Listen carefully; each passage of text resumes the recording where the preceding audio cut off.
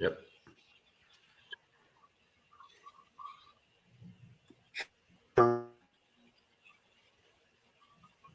There you go. Welcome to episode 92 of the Essential Wrestling Podcast.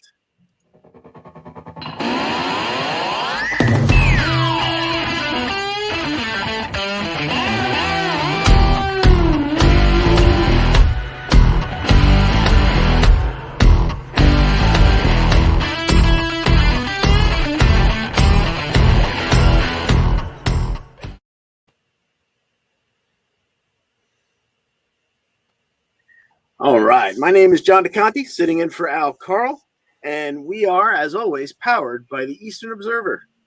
Go to easternobserver.com and follow us on Facebook. Thank you to those watching along and listening on YouTube, Facebook, Spotify, our iHeartRadio, and our newest platform, Odyssey. John Smith will be joining us in a little. Batting leadoff this week is our friend Gary. Gary, how are things on the Emerald Isle this lovely evening? They're doing well, although, as I did say to you, as an admission of my, I don't know whether it's old age or else overworked. I'm not sure, or both. As I said to you, it was funny that I was waiting to come in and then suddenly realised I'd fallen asleep. I was like, no, and then to run about. But we're here. We're here. I'm being powered by the Eastern Observer and the juice that's in it. So we'll get there.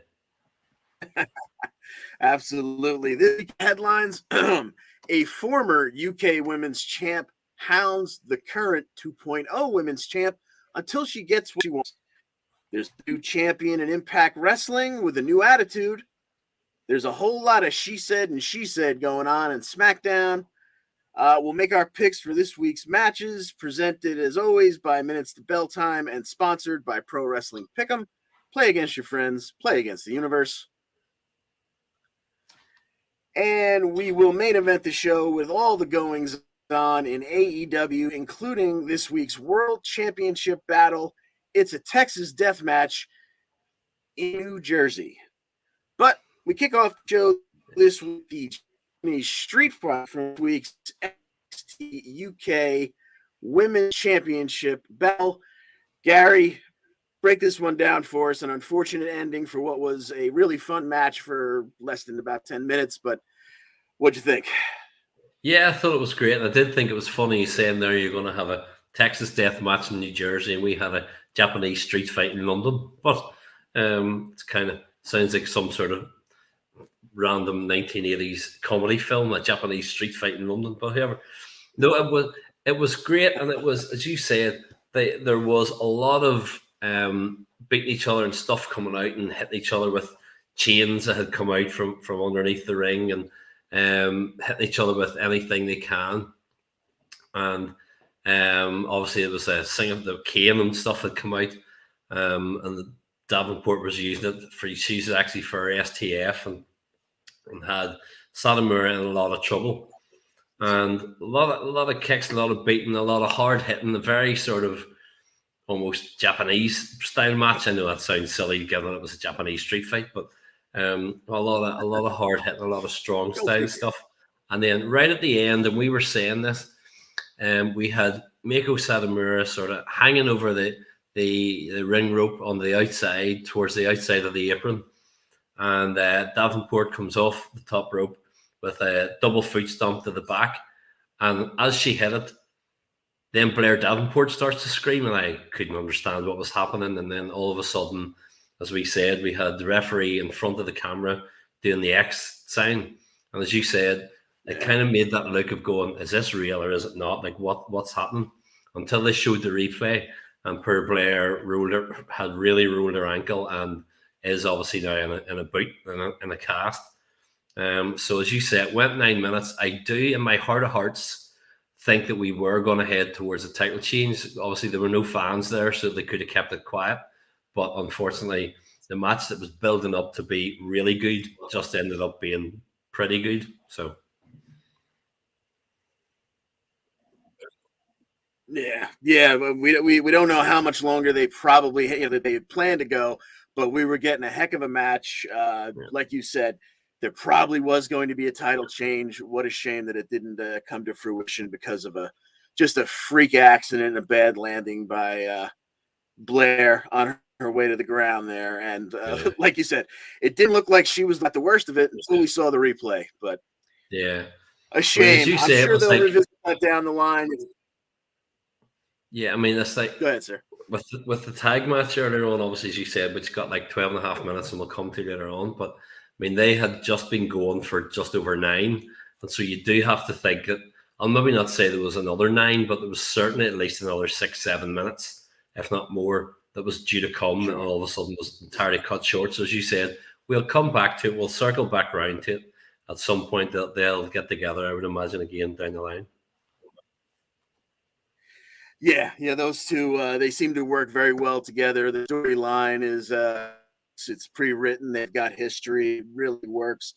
And assuming Mako sticks around, which heck, why shouldn't she? Yeah, I'm sure we'll get back to it. But as you mentioned, the show kicked off with Mustache Mountain. They made their way to ringside to join commentary to watch to see who was going to be their next number 1 contender. Tell us what came out of this one. This surprise. I was going to say this surprised me. Although I had picked Carter and Smith, I thought who were going to come through. The big thing that seemed to come out of it was tension between Jack Stars and Dave Mastiff as we went through, because there's been a lot of big moves in the slingshot shoulder block. It's hard to say that. Imagine if I'd been drinking, that would be even worse.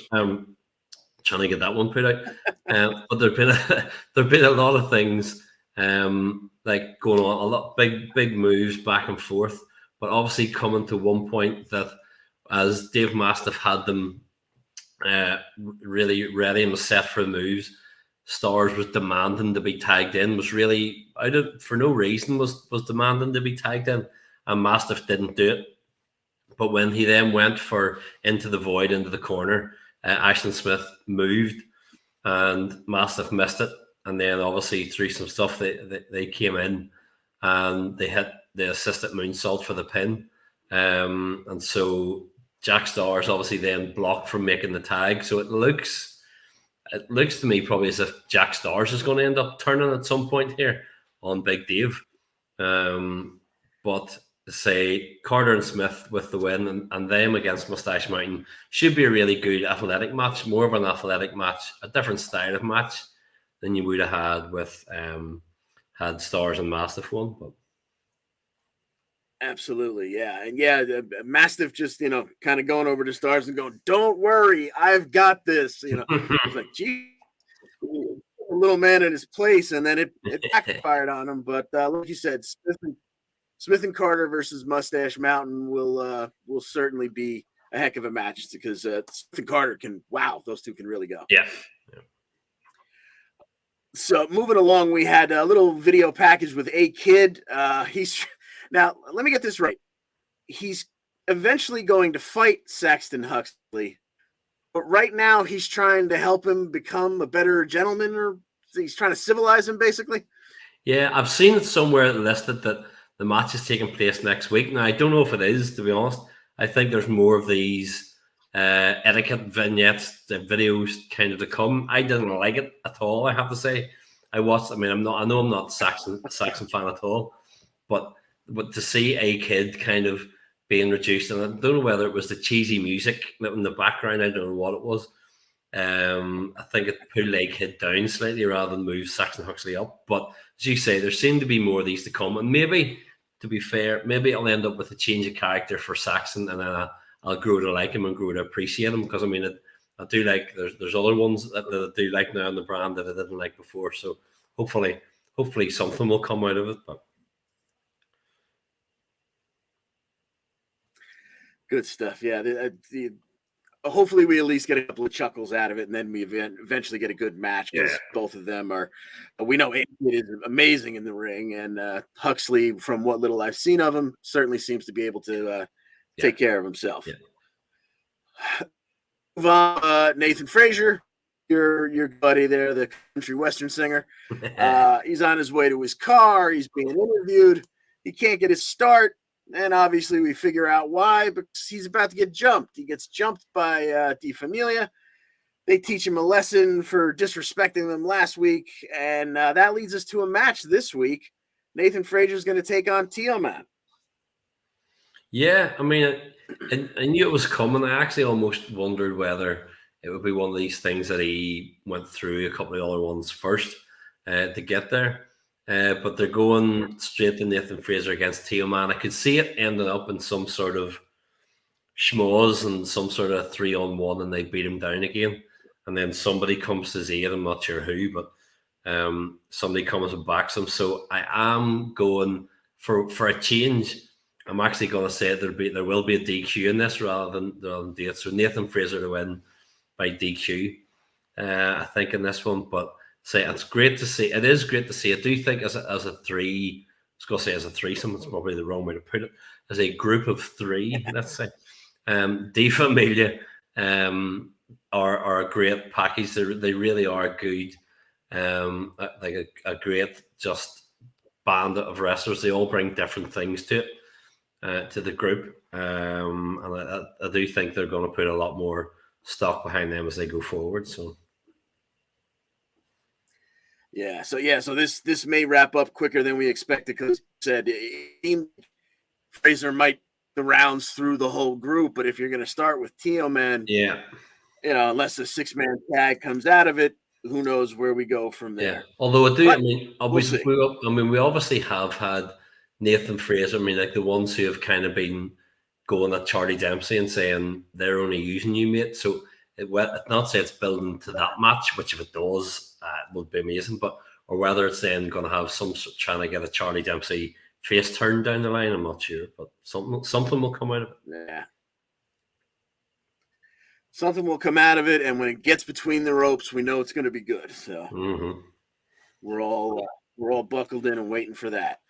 The third match, it was in the middle of the card, but the third one we'll get to talking about here.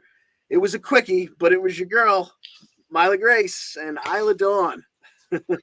I don't care that she lost. No, I honestly I didn't realize that she was on it. I'd been looking to see what was happening, and just before it started, I had seen, I think it was one of the referees, as a Chris Sharp had sent out here's what's happening tonight. I was like, oh flip, I was on, like Myla Grace is on it again. So it was quite quick. She got a little bit of offense in. Obviously, Isla Dawn, was over, hit the swinging side slam in 3 minutes precisely, I think, near enough, and beat her. But again, it is while, and Isla Dawn's great, and I love to see her getting a push. But it was great for me as well to see Myla getting some more opportunities there. So hopefully in the future we'll keep bigger things will happen for her. So yeah. I mean, she's in that spot right now where people good, continues to do that. She'll get a little more time every time, and then eventually she gets her own storyline where she gets to put some wins together. So looking forward to that. Because that's what happened with Amal afterwards. And stuff. I mean, it's the exact same. So. Yeah. Speaking of which, she was being interviewed backstage right after that match when she was interrupted by Nina Samuels, and the two of them don't seem to get along. So they're going to take their differences to the ring this week. Who you got in this one, Amal and Nina Samuels? I would say Amal. Actually, I think Nina Samuels is one of those characters. I'll not say like the Miz, but she's one of those characters that she can lose and she's okay, and it doesn't really matter. And she'll just come out of it and still be, no, I'm still the biggest star. I'm Nina Samuels, so she can still do that. So I do think that this is set up to give Amal a win and keep pushing her slightly further up the card. So. Absolutely, yeah. Like you said, you don't want to make a 1-to-1 comparison with the Miz, but she does work the mic really well, and no one really cares because she'll go off on some rant, and you'll want to see her get her butt kicked again anyway. So it's very easy to put her into that next program. Yeah. So we had Sam Gradwell backstage. He knows people don't like him much, but at least he's not a cockroach. So now they made it kind of feel like this match was coming this week, but they didn't actually announce it. So at some point in time, he's going to get together with Kenny Williams. I'm not familiar with Gradwell or Williams, other than listening to Huxley repeat Kenny Cockroach ad nauseum for like what seemed like 3 straight weeks. But take this one when these two get together. I think it'll be great. Sam Gradwell is the one. When I talked about Huxley earlier on, Sam Gradwell's the one I turned the corner on. I didn't see that he served any purpose in NXT about a year ago. I didn't see what he brought to the program, and then he pushed himself. He came back from his injury. He has really knuckled down. He's in great shape. He is a really good wrestler. And while I could do without him calling people a yogurt, to be fair, he really is. He's good. And Kenny Williams is great. Now, Al and I would say, I don't know why he ever shaved his beard off, which is a long story, but he is good, and he is a really good sort of sleazy, smarmy character. So I think when they get together in the ring, it will be a really, really good match. It'll be one of those sleeper matches that people won't necessarily expect to be as good as it will be. Yeah. And our last bit of news over there in the UK, and this is, I'm sure this would have been the headline for Al, is that Noam Dar and the Supernova Sessions has been extended for a 2nd season. And Dar is very, very excited. But Joe Coffey wants a piece of him, and he's willing to come on the show to talk. But Noam Dar has his first guest booked for season 2. And that's your guy, Jordan Devlin. Do you think that's going to lead to an alliance between the two of them, or will they end up butting heads and we get what would be a fantastic match between Dar and Devlin? I think I could see it being an alliance of sorts at the start, but they're both so hard-headed as characters, and Devlin will just be eventually like, I can't be bothered taking this from you anymore, and then turn because I do think that there's mileage in a Noam Dar face turn down the line. And the one thing I'll say, and I've said it to Al before, and I mean it, every time there's a Supernova Sessions, it's one of those things that I know we call it like must see, but it really is, because something happens that's major within the brand, and it's never just, oh yeah, he can talk, so put him on for the sake of it. So it really will be, it'll be something to see. I think it will probably end up with a 6-man with like Devlin and Samuels and Dar against all of Gallus at some point. But I could see down the line that eventually pushing towards a Noam Dar Jordan Devlin match. So nice. That's not a bit, a stop along the way with Dallas boys, because Coffey obviously wants a piece of Dar. Yeah. So yeah, that's a heck of a stop on the way to what should be a fantastic match between Dar and Devlin. Gary, thank you so much for spending some time with us tonight. We're going to let you get out of here and get on to the business of at home. And we will see you next week. Yep, I should see you then. And I can now, if I couldn't get to sleep, I fell asleep earlier on watching the TV. I know I'll fall asleep now that John Smith's come back on. Thanks very much, sir.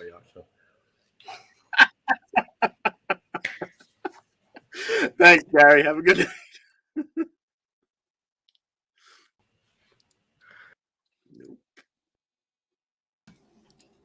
There we go. Uh-oh. How dare you let him talk about me that way? Welcome aboard, John Smith. How are you this evening? I'm good, man. Good to be here. Just catching up on some wrestling from the past week all day today, so I'm ready to talk about it. Yeah. Tuesday mornings into the afternoon tend to be a big cram session when you realize, oh, I didn't really pay attention to that. I got to go back and take a look at that again. Exactly. So we're going to head down to Orlando for NXT 2.0.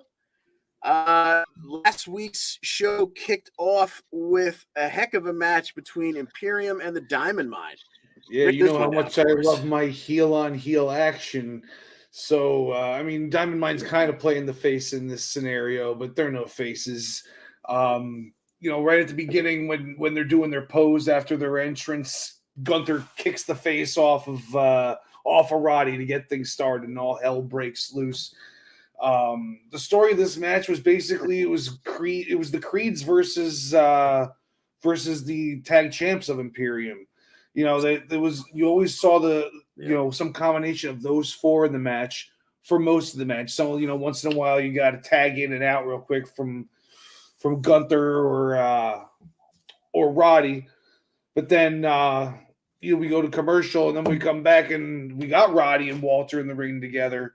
Roddy gets the upper hand somehow, tags in one of the Creed brothers, and then Roddy gets pulled out of the ring by the tag champs and double teamed. So then one of the Creeds goes over and busts that up, gets back in the ring, and then Walter just decides to take over from there. We get a nice healthy slap to the chest when he was going for a neck breaker. He didn't actually turn for the neck breaker. He just stood there and slapped his bare chest face in the ceiling. That was pretty awesome. Giant power bomb, folds him in half. 1, 2, 3. Imperium wins. And it seems like we're leading towards the Creed brothers versus the tag champs of Imperium. I feel like, it almost writes itself with the Dusty Cup. It looks like the Creed brothers kind of have the inside track to winning that, and then we get to see them cash that opportunity in against Imperium for those titles, I think. Yeah. So a little later on, we had Diamond Mine backstage, and Bivens is saying how, we were let down by what happened tonight, but don't worry, we'll see Creeds down the line. The Creeds will see Imperium down the line after they win the Dusty. And then the Grizzled Young Vets show up to tell Diamond what we did tonight by losing those make our run to the cup that much easier. Now, this should take us to a couple of picks because originally they had told us that the Dusty Cup finals were going to be Vengeance Day. As far as the preview for tonight, they don't have these two semifinal matches booked. So we'll hold off on picking them, I guess. But you have the Grizzled Young Veterans going up against the Creed brothers and MSK going up against Idris Anafi and Malik Blade. When is Vengeance Day? Say again? When is Vengeance Day? Next week or 2 weeks? It is next week. It is next Tuesday, February the 15th. Oh, okay. Well, I would think that they got to have the semifinals this week if they announced that the finals were going to be at Vengeance Day, no? Yeah, well, you know what it is that they mentioned it very way in the beginning, and now they've kind of given themselves room to back out of it because I don't think they've mentioned it since. Okay. And when you look at the card for tonight, you've got what seems like a pretty full card already. Stick both those matches in there. There would have to be some squashes, but we'll see what happens tonight. Getting back to last week, we had LA Knight cutting a promo in the ring. He told Grayson Waller that he's got a butt kicking coming to him. Joe Gacy and Hart out. They want to help LA Knight with his anger. Knight says, sure. You can help me with my anger by meeting me in the ring a little later on tonight. So later on in the evening, we have LA Knight versus Joe Gacy. This seemed like a walkover for LA Knight until he went out to the floor and Grayson Waller came through the crowd and jumped him. He hit that jumping stunner right there on the floor. And Knight just barely beats the 10 count to get back in, but he walks right into that discus clothesline or handspring clothesline that Joe Gacy uses to get the 1, 2, 3.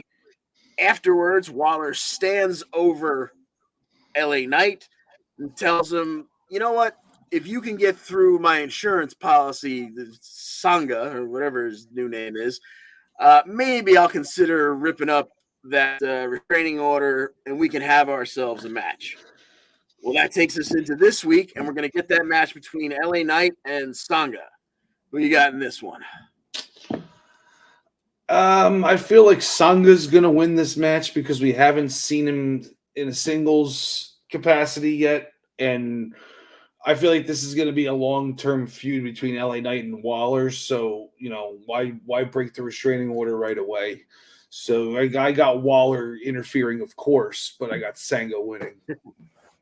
Okay, that makes sense. It's not for points, so I'll go the other way and say they fast track it and it winds up at Vengeance Day. But I would not be the least bit surprised for you to be 100% correct on that. Okay, so now we have, getting back to last week, we have Toxic Attraction in the ring. Kaylee Ray interrupt.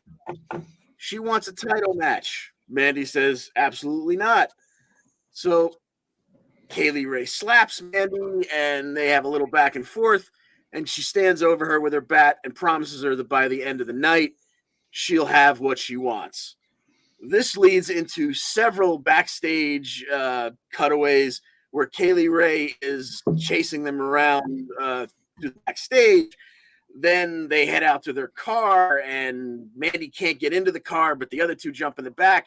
Turns out Kaylee Ray's already behind the wheel. She drives off with the women's tag champs, then makes her way back to the building. We never even found out, if she had them chained to a radiator in a basement somewhere. But she made her way back to the building. She chased Mandy around some more. We wind up at the end of the night with Mandy getting chased out to the ring after she had spaghetti and the sheet cake thrown at her. So she's filthy on top of being filthy hot. She makes her way out to the ring. Kaylee Ray chases her down there and says, forget about Vengeance Day. I don't even want to wait till Vengeance Day. I want a title match, and I want it next week. Mandy finally has to say, okay, let's just get this over with. I can't take any more of this. So that's what we've got tonight. We've got the NXT Women's Championship on the line between current champion Mandy Rose and the forever champion Kaylee Ray. What do you think's happening here? I wouldn't be surprised if this match never got even off. Like if the bell never even rings for some reason or another, whether it's a Toxic Attraction attack or Mandy just, healing her way out of the match in general, she sprains her ankle getting in the ring and the ref says, oh, she can't continue, one of those types of things. If it ends up being if the match actually takes off, I don't see them putting the belt on Kaylee Ray on a random show like this, especially a week before a bigger it's not a pay-per-view, but it's a bigger weekly show than normal. So I'm gonna say Mandy comes out with the title either way after this week, and we may actually get the match we're looking for next week at Vengeance Day. Yeah, that's what I'm thinking too. I didn't see a reason to do it this way, but I guess the way like you said, you have if a Toxic Attraction ever made their way out of wherever they were being held by Kaylee Ray, you could have them attack her. There's a schmaz, they throw the match out, or like you said, Mandy could pull an Eva Marie and not be able to make her way down to the ringside and even start the match. So I think either way, Dewdrop will be her replacement. I think either he still got that belt to the end of the night. I think you are correct. So moving along, we had Cora Jade backstage with Mackenzie last week. Raquel Gonzalez offered her one last chance to get out of the match. Cora was determined to prove her worth to Raquel. So we move along to Raquel versus Cora Jade. It's only about a 6-minute match, so we don't get to see all that much. But Cora Jade held her own for a little while, but then she went for, I guess, kind of a jumping knee. She basically jumped right into Raquel's arms, and that's not good because once Raquel's got you up in the air, the only way to go is down. Chingona bomb, 1, 2, 3. Raquel beats her. But then she helps her up. Show of good sportsmanship. And even though it's off camera, we hear her say, let's go win this. So I guess Cora gets what she wants. They're going to be a tag team. They're going to enter the Dusty Cup. What do you think their chances are? You think this is the storyline they've been writing all along? I don't think they're going to win this. I think it might lead to a Cora Jade heel turn. Maybe we get that out of her. I don't know. Maybe she could be like another Dakota. Who knows? But no, I don't see them. I don't see them winning the whole thing. I'm sure they might even make the finals, but I don't see them winning it. Yeah. Yeah, the only reason I think they've got an outside chance is because there is a history of kind of thrown together teams, at least the first couple of go arounds, taking it. But yeah, this could end up with more matches against each other than with each other. So we'll see how that all works out. Oh God. Okay, so we got Duke Hudson. He used to be addicted to gambling. Now he's addicted to flick and pain. Good for him. His hair is growing back a little bit, so there's that to be excited about. But he's We also had now Saray. chopping the hair back off. They showed him shaving his head again. Like what? Yeah. Like, you were so upset about that, sir. What happened? Well, we don't need consistency. Why would we have any of that? Yeah, true. So we have Saray making her triumphant return stateside. She has a brand new passion. She's got a grandmother's necklace, and hooray, that's fantastic. Well, she wins her match against Kayla Inlay. She hits an eye that weird where she grabs someone around the shoulder and around the hips to suplex them. I have no idea what that's called. I'm sure there'll be some kind of sunshine moniker to go with it. But she wins her match. Then later on, she's backstage talking to Mackenzie. She dedicates the win to her grandmother. Along comes Debbie Downer, a.k.a. Dakota Kai, to remind her that no matter how strong a relationship is, the sun will always set on it. And Saray's not very happy with that. Somehow or another, that's going to lead to a match, even though they didn't get physical at the moment. But we've got that one coming tonight. Saray versus Dakota Kai. Who you in this one? Oh, that's a tough one. I could see it going either way, but I got Dakota Kai winning this one. She's the wily veteran, and she'll do whatever it takes to win. So I think that she's going to come out with it. Okay. Since there's no points on the line, I'm going to go with Saray just because she just came back. Let her get on a little bit of a winning streak. Maybe beating Dakota is what pisses Dakota off, and she attacks her, and we get some more of this down the line. Who knows? Like you said, could go either way. We already talked about Gacy and Knight. We had Wendy Chu versus Amari Miller. This one came out of the discussion last week between Chu and Stratton, where Chu was just, trying to be a nice person, telling Tiffany Stratton not to be upset when she lost to Io Shirai, because everyone loses to Io Shirai. Well, now Stratton is taking Amari Miller on her, and she's promised Amari Miller a shopping spree if she beats Chu for her. Not sure why she's so invested in this, but Tiffany makes her way down to ringside in the middle of this match to slide her credit card in.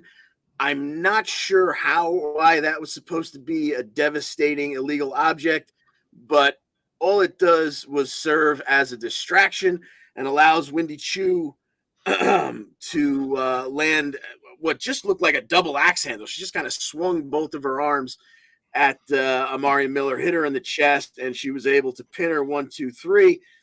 The bigger thing to come out of it is Wendy Chu's the one who left with Daddy's black card. Tiffany is beside herself. So this week, those two are going to get it on. Tiffany Stratton and Wendy Chu. What do you think's happening here? This is another interesting angle where I don't see where it's going. I guess usually when something gets taken from somebody, they don't get it back right away. So I'm going to go with Wendy Chu on this one. Yeah, I think you're right. I think, Tiffany right now is in that vein of the very hateable heel. So she doesn't need to win any matches right now as long as she keeps, bitching and moaning to Daddy on her cell phone backstage. And we're giving Wendy a little bit of a push here. So, yeah, I'm with you on that one. I think Wendy Chu takes this one. Then we had Andre Chase defeating the debuting Draco Anthony with his Chase hit that hammerlock flatliner.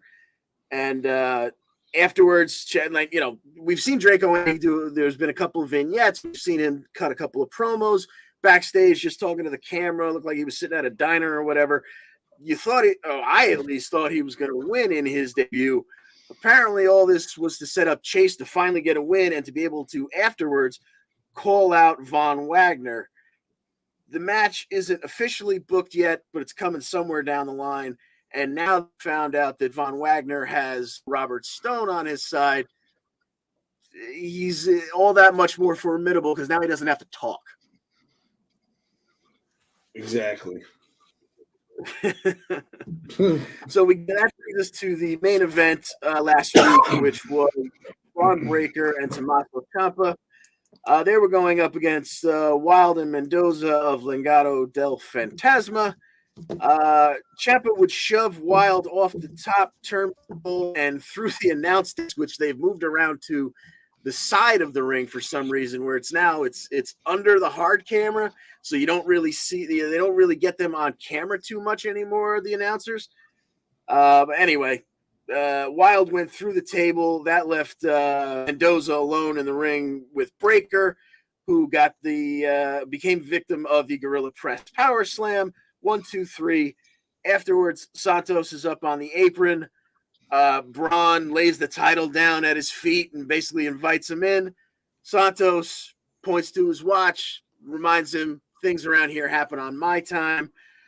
Well, at least we're taking a step in that direction because this week we're going to have a championship summit between Breaker and Escobar.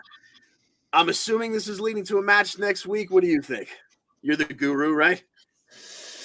Yeah, it all seems like Santos is the first program that Braun Breaker is going to get his first title defense against. So, I mean, I just like to see Santos up in that main event status. You know, he's so good on the mic, and you know, he's just it's a way to spotlight him. So then, you know, now Vince is going to see how good he is, and he's going to actually win that title eventually. Maybe not next guy, but unless he gets called up to the big leagues, Santos definitely has a world title reign in his future. It won't be soon though, but I think we will get the match at Vengeance Day. Yeah, I believe you are correct. Yeah, Santos is so good; it's just worth time. All right, that takes us through. Yeah, I think we made all the picks for 2.0. That's going to bring us around to Impact. Come on, yep, there we go. Impact. This was the set of tapings from Pembroke, Florida, where our buddy Ryan and the lovely Maggie May were in attendance, and every time they shot the announce desk, Maggie May was there chanting in between the announcers. So that was a lot of fun to watch. And the match, the evening started off with a title change. Break this one down for us, John. Yeah, what a match. Holy crap. So Cardona comes out and, you know, he starts trying to do some chain wrestling with her, you know, trying to be all chivalrous and whatnot. And, you know, Jordan Grace is kind of getting the better of him here and there. It was kind of, you know, back and forth match for a little while. Then Cardona hits a suplex into the corner and she goes into the turnbuckles upside down awkwardly. And he's got this look on his face like, oh my God, I just really hurt a woman, you know. And then, you know, he seemed like he's holding back all match and, you know, getting upset when he's hitting her hard and, you know, just a little bit though. And then, you know, 10 minutes into the match, you know, he kind of realizes this isn't going the way I want it to go. He had just gotten chucked out of the ring by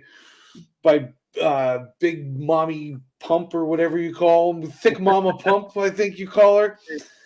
There you go. So she goes to dive out of the ring, and he has a chair that he pulled out from under the ring, and he holds it up. Jordan goes face first into that.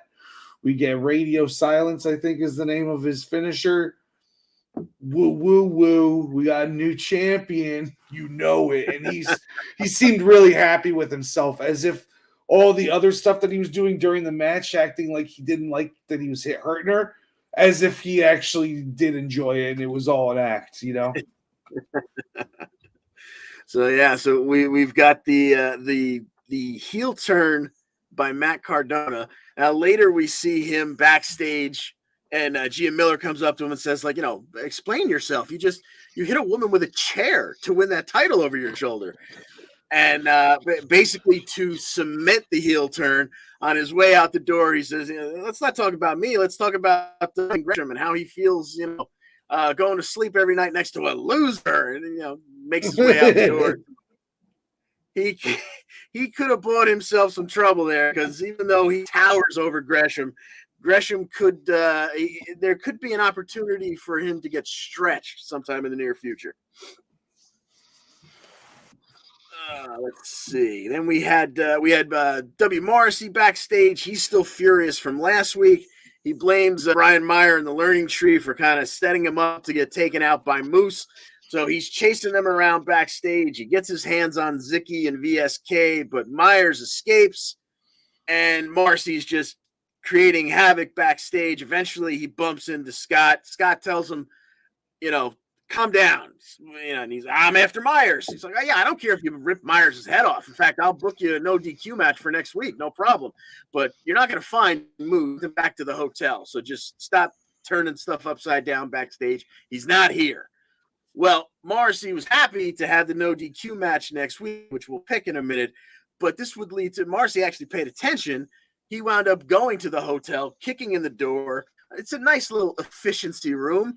So it conveniently had a refrigerator in it, and he would bounce Moose off of it multiple times, slam his head in the freezer door.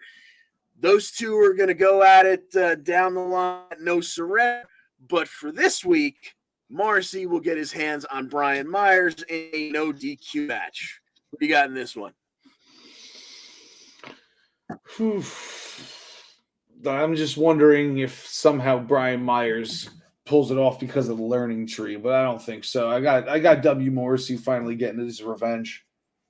Yeah, I'm assuming that unless Moose shows up and he's part of the attack with, because it's gonna take more than the Learning Tree to take down W. Morrissey probably. So unless Moose gets involved, and Moose seems to be playing the part of the chicken at the moment, staying away from things, I think Morrissey rips Brian Myers apart. So I'm gonna agree with you on that one. Moving along here, we had a match between Jonah and Crazy Steve.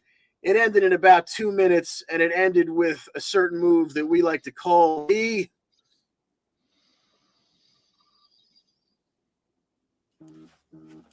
I'm sorry, you were breaking up. I couldn't hear exactly what you were saying. I'm sorry. Didn't mean to leave you hanging. I'm sorry. Yeah, it was a throw. It was a match between Jonah and Crazy Steve. Jonah, of course, won with Tsunami in a little over 2 minutes. But afterwards, Jonah got ready to hit a Tsunami. Started to climb back up the turnbuckle, and Black Taurus put him in between Jonah and Crazy Steve. That was enough to make Jonah say, yeah, maybe this isn't the fight I want right now, and back off. So look for that somewhere down the line. Let's see. Moving along, we had a match. There you go. You got to hit the catchphrases. That's where the money's made. Moving along, we had Jonathan Gresham defeating Macklin by DQ when Macklin got Gresham up against the ropes. Since it was not a pure match, the referee was telling him, let him out of the ropes, and Macklin continued to beat on him. He didn't beat the 5 count. Match gets thrown out. DQ. Gresham wins. But afterwards, Macklin continues the attack. He gets Gresham in a Boston Crab. He sits way back in it. Gresham is tapping something I don't know, the last time anyone's seen Jonathan Gresham tap, but it doesn't matter because there wasn't a match.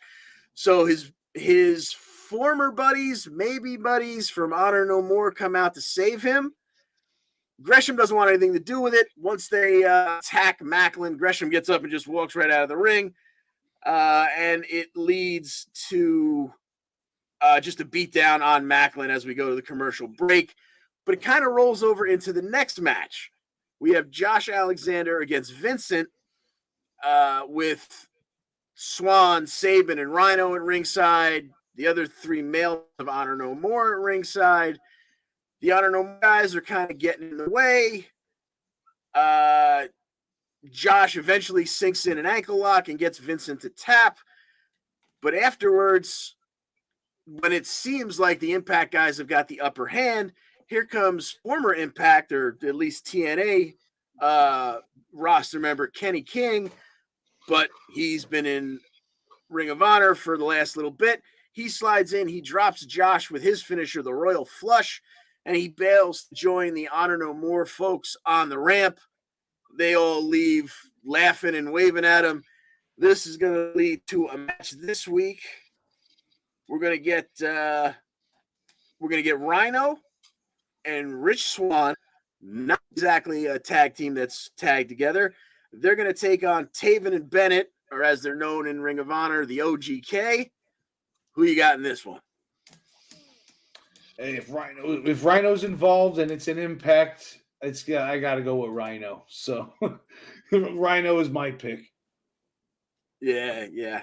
I mean, I guess logic would tell you that the tag team that's been tagging together forever would win this one, but it kind of feels like these Ring of Honor, they're going to continue to lose up until they get to the 5-on-5 surrender, where their life in the company is on the line, and then they'll probably win that one so that they get to stick around. So I'm with you. Give me Swan and Rhino in this one as well.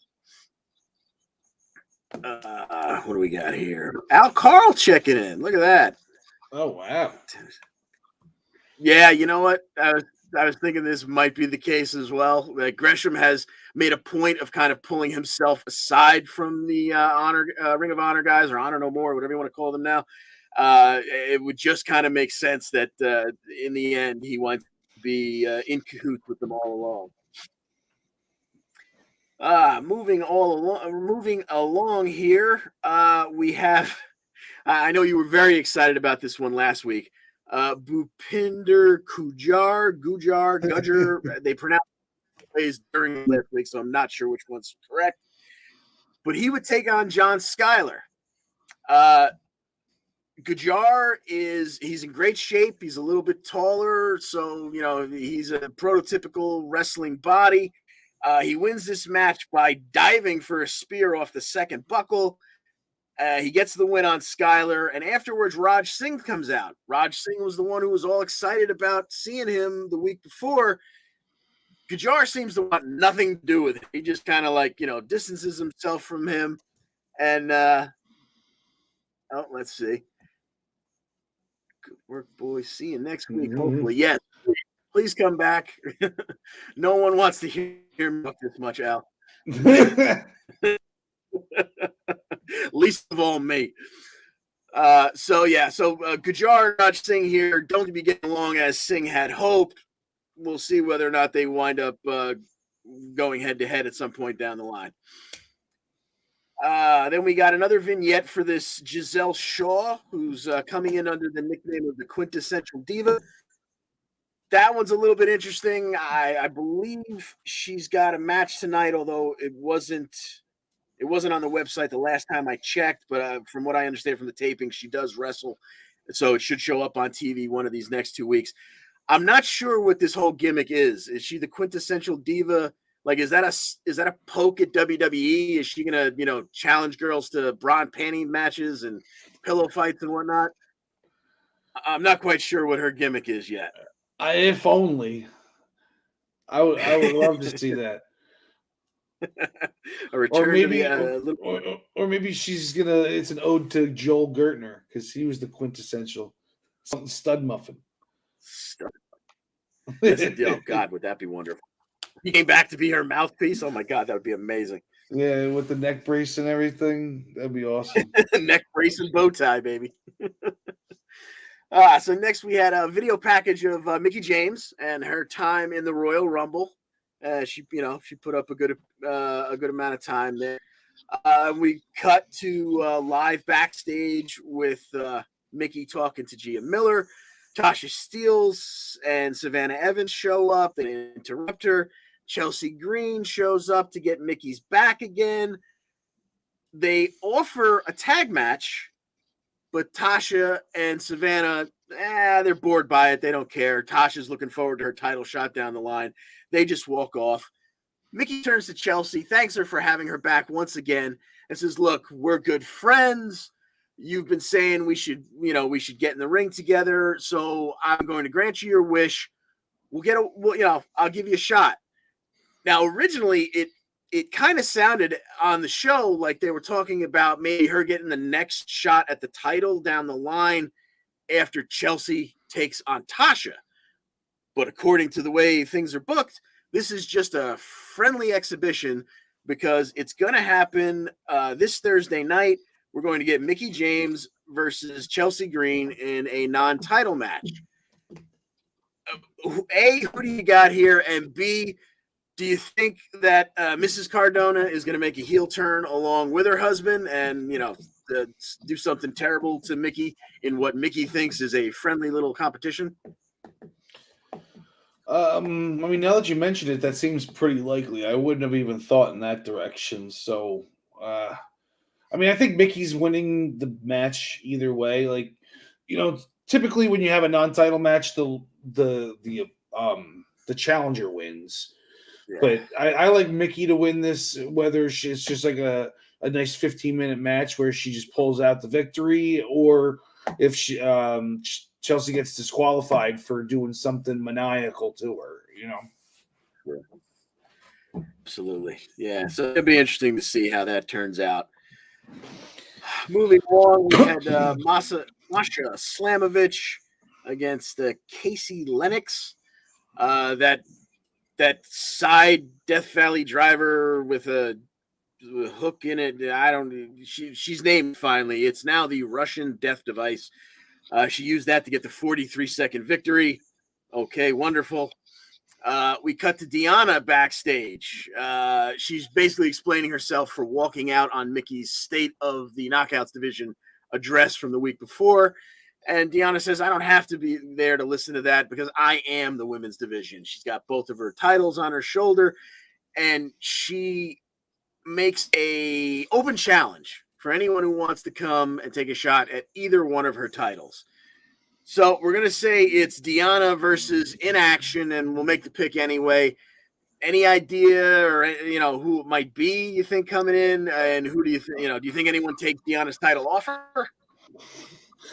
Nobody's taking the title off of Deanna. Who the heck could it be? I don't know, maybe just like another Forbidden Door or something person. Yeah, that's my best guess. And the only other person I could come up with, obviously I don't know the roster down in AAA, but I know that the last Ring of Honor event where Roxy retained the title was against a woman named Willow. So maybe she comes walking through the door and says, hey, I had a shot at that title and I missed out on it. I want another shot at it. But beyond that, I can't imagine who's stepping through that door next. And I don't see it being anyone on the present roster. Otherwise, why would they be doing it against Deanna with the two titles from outside the company? Right. So I guess it's another wait and see. And then we move along to the main event of Impact from last week. It was the Bullet Club against Ace Austin, Madman Fulton, Jake Sung, and Speedball Mike Bailey. This one ended when, oh my God, what's his first name? White from New Japan. Jay White of Destiny. Jay White, thank you, sir. They held Jake something in place for Chris Bay to hit the Art of the Finesse and the 1-2-3. But more importantly, in the middle of the match, God made sure to turn to the camera before hitting a magic kill on Madman Fulton. And, you thought maybe we'd get some interference immediately thereafter, but they waited to the end of the match, and it was a 17-minute match. So they put in some work. But afterwards, Violent by Design and the Good Brothers would run down for the 5-on-4 attack and get the upper hand as the show ends. Look forward to some more action between the Bullet Club, the Good Brothers, Violent by Design, and some kind of Impact contingent. But we'll see. That one may wind up going over into the Impact Plus event coming up next week, I guess. So we will move over to SmackDown. There we go. The show opens as it almost always does with Roman Reigns and the Bloodline in the ring. Heyman explains the epiphany that led to him making his way back to Roman's side. none of that really makes much of a difference because the big point of this segment is Goldberg. And boy, wasn't everyone just dying to see Goldberg again. So that one is going to roll itself forward into the Elimination Chamber, I guess. Now, this was our fault for not seeing it coming. It's that time of year again. We're going to Saudi. The Saudis love Goldberg, so we got to put him on the card. But I just don't get why would you put him?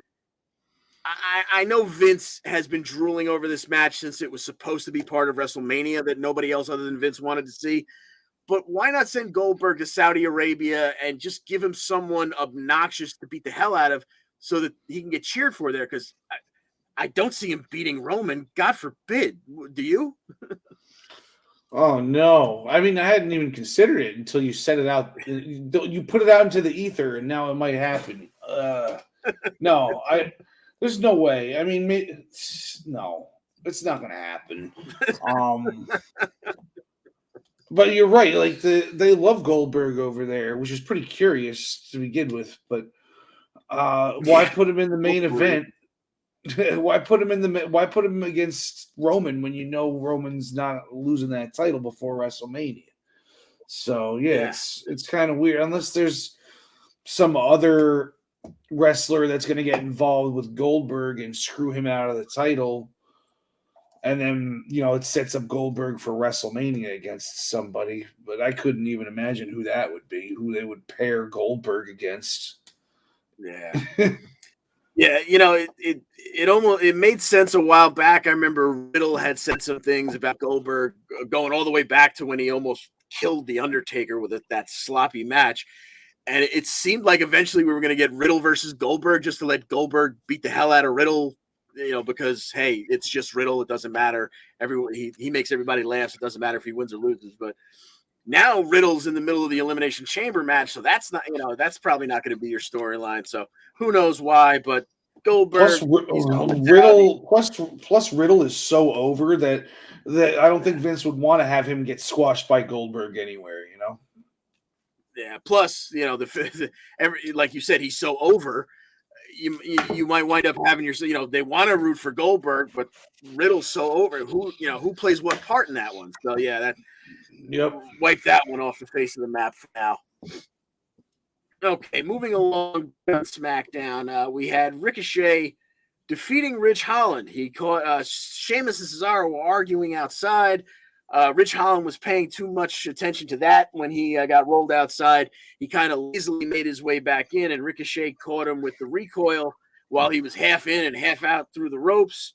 Well, Sheamus didn't like this at all, and in commercial, he found his way into Pierce's ear, I guess, and he wanted a tag team match.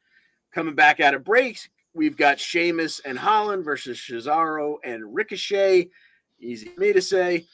Holland would make a blind tag as Cesaro hit a very nice superplex on Sheamus, but then he stood up and Holland scooped him right up for grit. 2-3 win for Sheamus and Holland.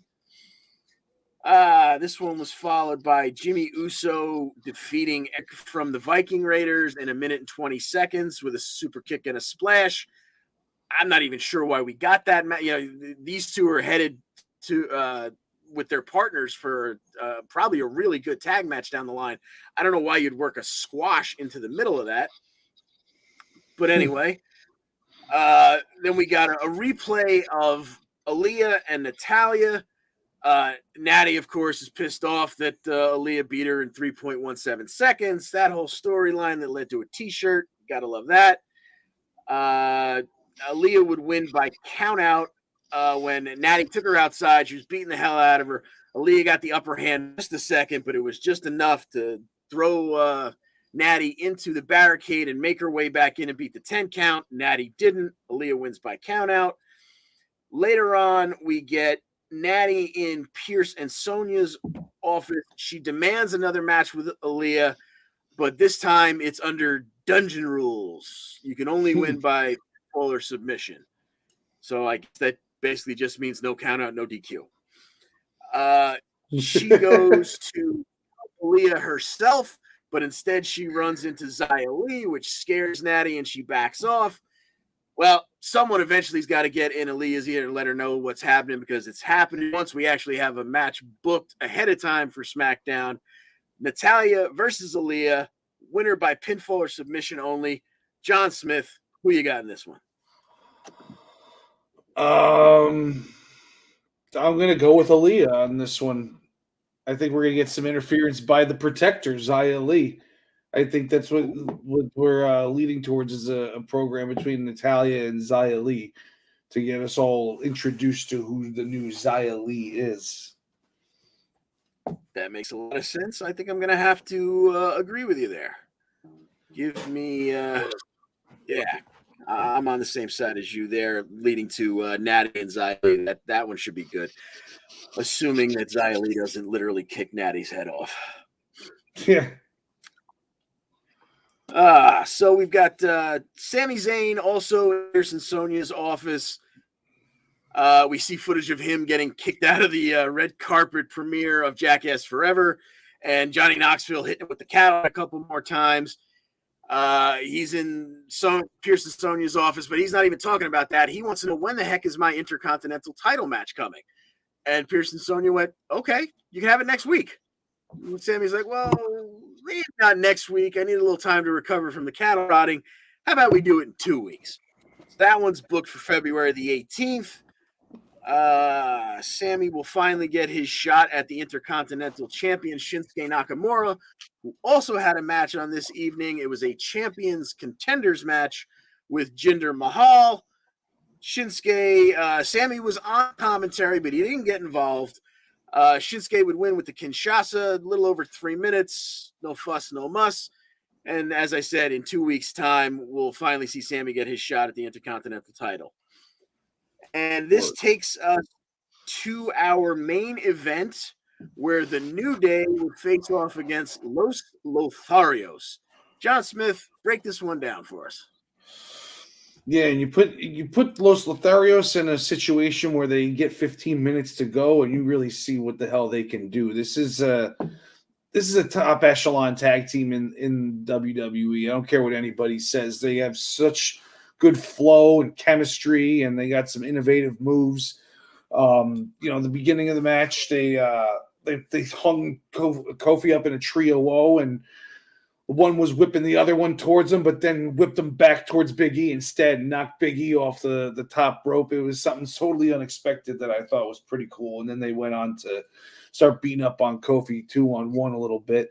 The moonsault Humberto Carrillo did the one into the ring where it was reversed by Kofi with his feet up. He was landed right with his face on those feet. It was a beautiful looking counter.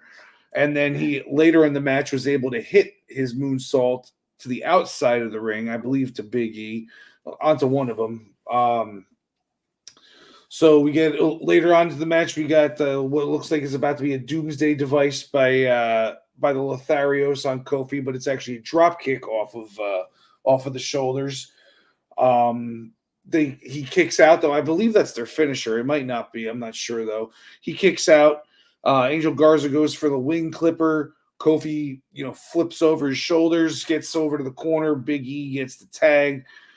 Kofi then sets him up Big E comes in, sets him up for the midnight hour. 1, 2, 3. We got the New Day winning it, but it just shows what the Lotharios can do. I'd love to see them in like a title match against the Usos someday. Absolutely, yeah. If they just paid a little bit more attention to the tag team division, there's plenty of talent there. You just got to write a nice storyline for them and put them in the ring for more than 3 minutes so that everyone can enjoy it. So, completely agree with you on that. And so that was our main event of actual in-ring action, but that wasn't the end of action in the ring, if you will. Charlotte, for the last segment, will make her way down to the ring. Sonya is there to say that Sonya spoke to Becky, and Becky said she heard from Ronda, and Ronda says she's choosing Becky, according to Becky. Charlotte's not surprised by this. She says, yeah, well, of course the mom would pick the other mom. That's an easy easier route for her than going chair. So Charlotte says, "All right, fine. It's only proper. I'll pick my own WrestleMania main event opponent. I pick Sasha. Okay, it seems like that's where we're going." Then Ronda's music. Ronda comes out. She says, "First of all, I won the Royal Rumble. I get to make the choice. Enough with the she said stuff." And it seems like Ronda lost her place in her promo. Like there was probably more that was supposed to be building up to it, but she jumped ahead to the last line, which is the last line for every babyface that will get over on a heel in the female division, is to say, "You're not special, and I'll see you at blah, blah, blah." In this case, "I'll see you at WrestleMania, bitch." Second pop from the crowd. Sonya gets between them because it looks like it's going to get physical. Sonya gets the judo throw, and she gets an armbar for her trouble while Charlotte rolls out. But Charlotte's not off the hook. Earlier in the show, Naomi was looking for Sonya again, demanding that she get her ass in the ring. And Sonya tried to talk her way out of it by saying, "You know what? I'm busy. I'm too busy tonight." Yeah. So Sonya says, or Naomi says, "What about next week?" And Sonya's back into a corner now. She's, "Oh, no, you're already booked for next week. Next week, you got a match with Charlotte Flair." "Yeah, that's right. And it's for the title even." So, of course, Naomi doesn't believe her, but Pierce is right there. And Pierce says, basically, if she said it, I'll hold her to it. You've got my word. You have yourself a title match with Charlotte Flair. So now we've actually got 2 matches booked for next week on SmackDown in advance. We never see that. Who you got in this one? Charlotte Flair defending the SmackDown Women's title against Naomi. I absolutely see Charlotte Flair coming out with that belt. This is just to further the Naomi Sonya Deville feud, I think. So, whether it's a DQ win for Naomi or a screw job loss, the title's not going on her. I would have to agree with you 100%, sir. Yeah, Flair leaves, and it, as you said, it only serves to further Naomi versus Sonya, which at some point in time, probably WrestleMania at this point, they've dragged it out this long. Why not drag it out till Mania? These two, it wouldn't be terrible to see them at the Elimination Chamber. Like, it almost needs a gimmick match between these two for the blow-off, but we need the actual full-length match, just these two. But that's for another time to come. That'll do it for SmackDown. To last night, let me see if I can find the graphics again. And we make our way to Raw. Raw coming to you from Denver, Colorado. It started off with the Alpha Academy and RK Bro doing the last leg of their academic challenge, the Quiz Bowl. And I would have bet my next month on what the last question was going to be that was going to win it for RK Bro. I would have been correct on what the question was. I did not see it coming that Randy would be the one to answer it. But apparently Randy knows exactly how many grams are in and outs as well, as we know Riddle does. So the Alphas win the academic challenge. They'll get themselves a tag title match, rematch, if you will, coming up later. They take off RK Bro. The Street Profits make their way out. They pour a little salt in the wound. They make fun of the Alphas for losing. The Alphas challenge them to a match. We go to commercial. We come back out. Match is in progress. The Alpha Academy, Dawkins would try to escape Gable's ankle lock by kind of like rolling underneath.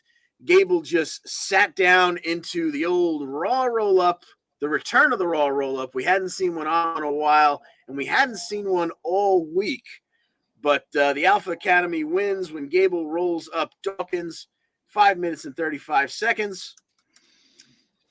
That takes us on to a championship contenders match between AJ Styles and Damian Priest. I don't get what's happening here. I'd be interested to hear your thoughts. I thought if they were going to take the title off Priest last week or the week before, whenever he fought KO, maybe that would put Priest into prime position to either get into the Elimination Chamber, or when I think it was 2-3 weeks ago, I thought he was going to, maybe that would mean maybe him winning the Royal Rumble.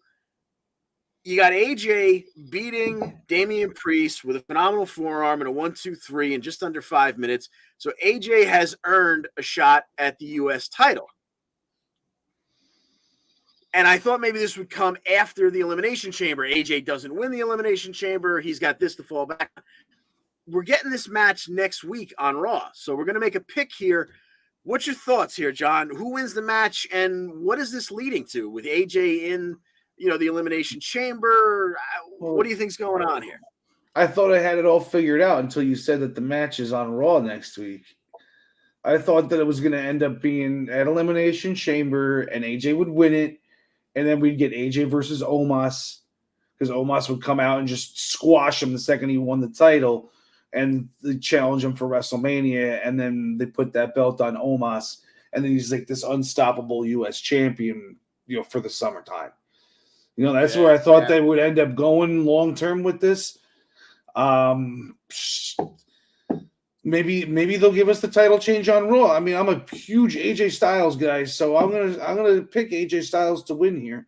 This is face on face right now, so both guys should be acting honorably, and if they both are, AJ Styles is the better wrestler. So I got AJ winning it. Yeah, I don't see why you put AJ in this match if he's not going to win it. I don't know what the plan is for Priest. It just doesn't make sense. I'm still going to hold out the idea that maybe we know Brock Lesnar is going to appear next week on Raw. I'm going to hold out hope that he loses his mind, beats the hell out of someone, and gets himself pulled out of the Elimination Chamber, because him being in that also makes no sense. And then maybe Priest gets put in there because he wants revenge on AJ, and that's how those two take each other out, and they don't wind up, at the end of the Elimination Chamber. I don't know, but as far as the match goes, I agree with you. I think AJ takes that U.S. title because it'll look good around his waist because he's the best in the biz. Let's see. Moving right along, we get a segment of Miz TV. Maurice is there. The guests are Rey and Dom Mysterio. Miz is a little bit jealous that Rey got a shot at the Elimination Chamber, even though he didn't qualify. He's even more jealous that Rey's the 2K22 cover superstar. Dom's tired of the way that Miz is talking to dear old dad. He doesn't like the disrespect. He gets in Miz's face. Miz says, "You want to repeat it last week? Sure, let's do it." These two go at it again. Only last week, if you remember, Rey was kicked out when Miz pretended that Rey interfered. This week, Maurice gets caught interfering. She gets kicked out. This time, Rey does interfere, and it allows Dom, while Miz is barking at Rey outside, to hit the kind of a cartwheel onto his back, rolls the Miz up for the 1-2-3. It's a sub 3-minute match, but Dom Mysterio gets your win. That's your second Raw roll-up on Raw. It's only your second roll-up of the week, but it leads us to my new favorite segment. That is the Raw roll-up for the week. We had Chad Gable earlier in the show on Angelo Dawkins. We've got Dom Mysterio a few segments later on The Miz. And our ongoing tally for the year. Raw's making their way back into things. Nobody else had a roll-up this week, so Raw's getting right back in, right where we expect them, right where we like them. I expected AEW to have 6 for the whole year. And they had 6 in the first 3 weeks of the year. They're out to such a start. It's just going to be hilarious if they continue to lead this thing. Yeah. Oh God. Okay, so we have ourselves a backstage segment early on with KO and Rollins because, as we all know, they're best friends. Rollins is so upset that his buddy KO is not going to be in the Elimination Chamber with him, but hey, what are you going to do? But KO seems to think that if he beats Austin Theory to the rematch, it's a no-brainer. They got to put him in, take Austin Theory out. So we move along, and KO does defeat Austin Theory about midway through the show. He catches him with a stunner. They have a nice 9-minute match. KO gets the 1-2-3 victory. He goes into Pierce and Sonya's office, and he just kind of says like, "Hey, what do you think? I went out there and I beat him. I'm in the match, right? I'm going to the Elimination Chamber." And they're like, "No, you lost the qualifying match. This week's match meant nothing except for your record. You lost the qualifying match. You're not going to be in it." KO pleads his case. It leads to the Elimination Chamber, but more importantly, it leads to WrestleMania. I can't be left out of WrestleMania. It's in Texas. Texas is so important to me. It's where I won my Universal Championship. How could you do this to me? Well, they got no good news for him. He'll have to find another way onto the WrestleMania card, which, God willing, he will. But he's not going to the Elimination Chamber. Roll this one forward. This pays off a little bit in the main event. It's a 2-part main event. Starts out with Riddle versus Seth Rollins. John, break this one down for us if you'd be so kind.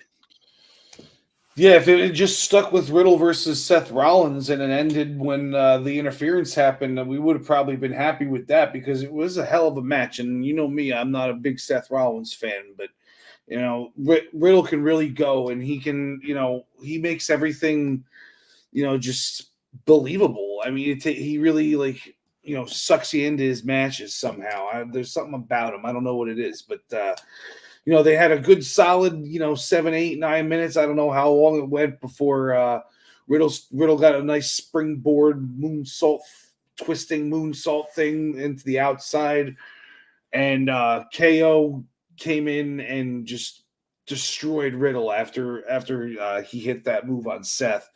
He popped up out of nowhere from behind the announce desk or from the timekeeper's area or whatever.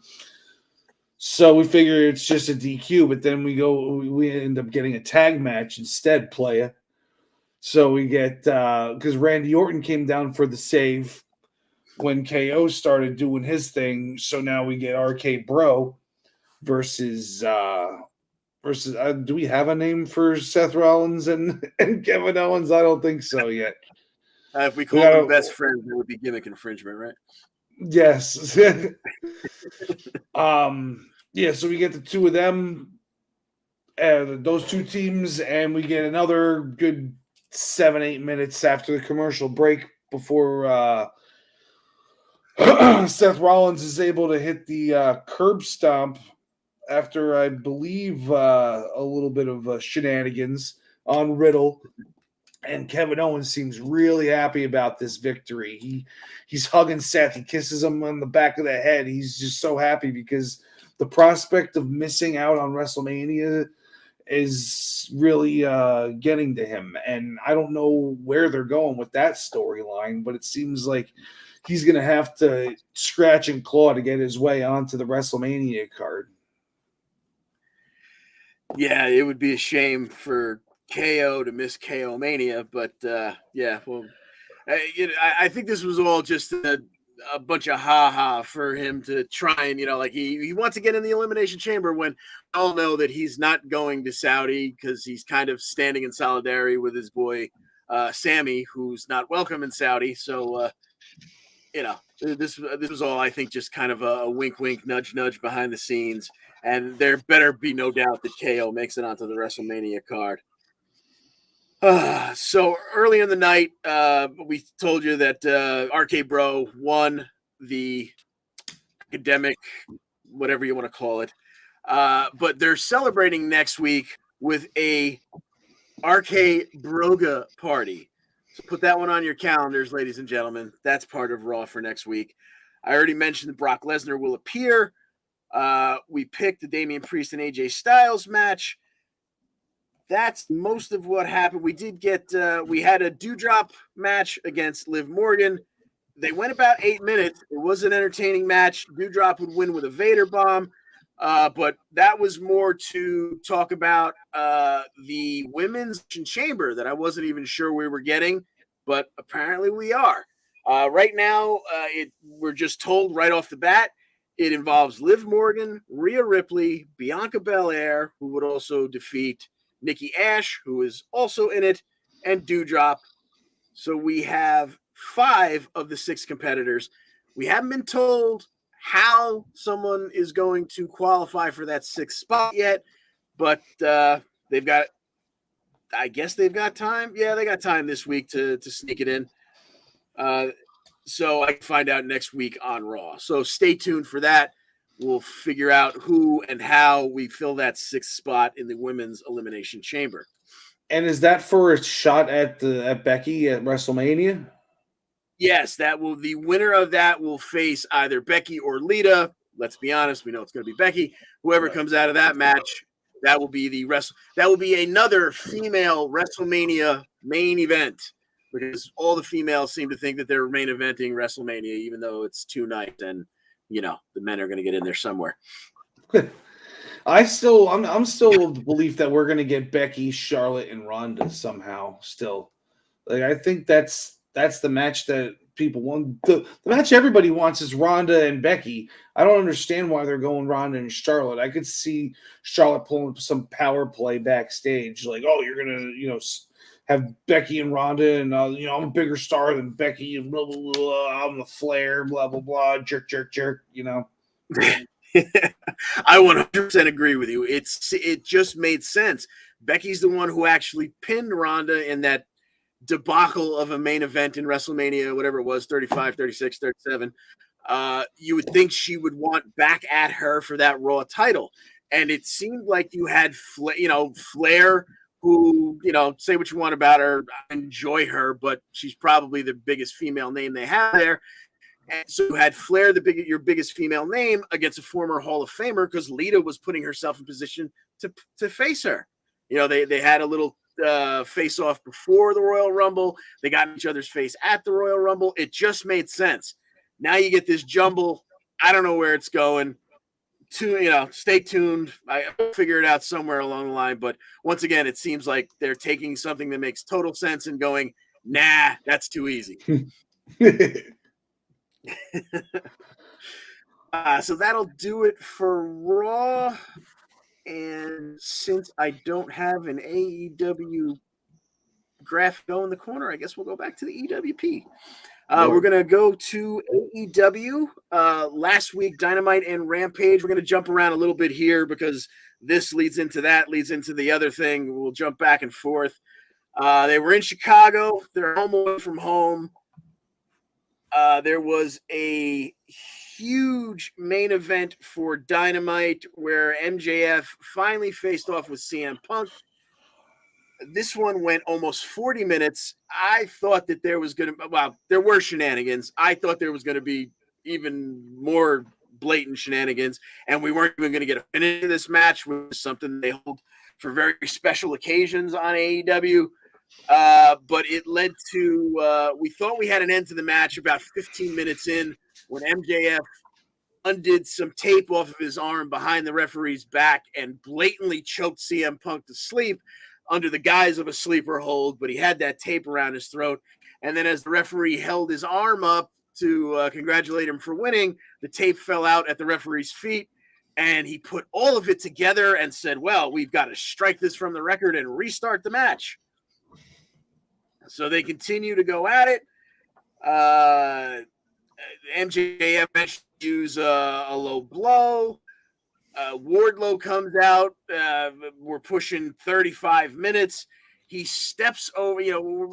There's this uneasiness between Wardlow and MJF. So he steps over MJF's body, who's out at ringside.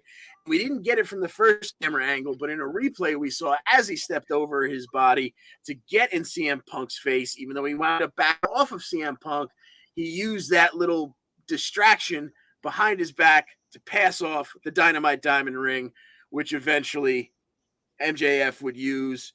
Loaded right hand, knocked Punk out. 1, 2, 3, a 38-minute match. MJF gets the win in Chicago, and holy hell, how he got out of the building alive.